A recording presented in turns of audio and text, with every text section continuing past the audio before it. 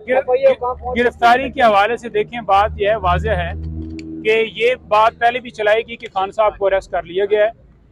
कानून के अंदर ये है, जो आर्टिकल 10(1) है, वो वाजह कहता है कि अगर आपने किसी बंदे को गिरफ्तारी में रखना है तो आपने उसको इन्फॉर्म करना है कि आप इस मुकदमे में गिरफ्तार हैं। अभी तक ना हमें कोई पता है ना खान साहब को पता है।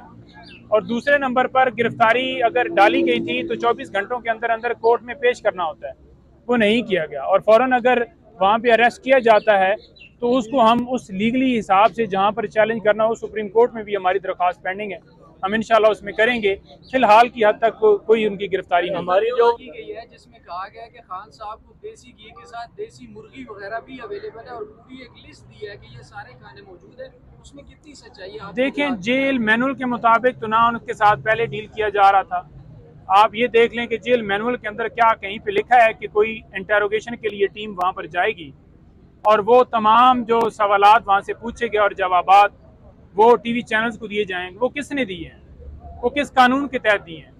फिर 11 जो है लास्ट इसी महीने की, उसको एक होम डिपार्टमेंट की तरफ से नोटिफिकेशन होता है फैसिलिटीज़ के हवाले से।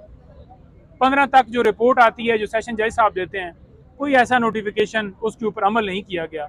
आज भी रिपोर्ट दी गई, लेकिन तब तक हम जो है वो उसकी तस्दीक नहीं करेंगे जब तक कोई इंडिपेंडेंट जो है वो यहाँ से कोई कमीशन या अदालत का जो है वो एडिशनल सेशन जज साहब या कोई नुमाइंदा जो अदालत का वो जाएगा, या खान साहब खुद बताएंगे कि उन्हें किस कंडीशंस के अंदर या क्या किया जा रहा है। उसी सेल के अंदर हैं, कोई सेल चेंज नहीं है।